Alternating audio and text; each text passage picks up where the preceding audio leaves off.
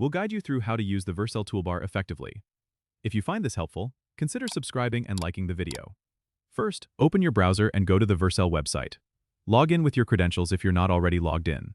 Once you're in, navigate to one of your projects by selecting it from the dashboard. You'll notice the Vercel Toolbar at the top of your project page, which is a powerful tool to manage and deploy your applications. The first thing you should do is familiarize yourself with the environment settings. Click on the Environment tab in the toolbar. Here, you can set up environment variables which are crucial for configuring your project settings securely. Next, check out the Deployments tab. This section shows you all the recent deployments, and you can click on any deployment to see detailed logs and information. This is super useful for debugging if something goes wrong during deployment.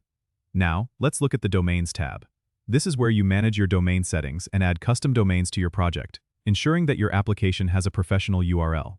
If you need to adjust any settings, click on the Settings tab in the toolbar. Here, you can configure build and development settings according to your needs. One tip to remember is to regularly check the Analytics tab for insights into your project's performance. This can help you make data-driven decisions to improve your application's efficiency. Finally, whenever you make changes to your project, use the Preview feature in the toolbar to test your updates before they go live. This will help you catch any errors beforehand. Don't forget to subscribe and comment if this helped you out.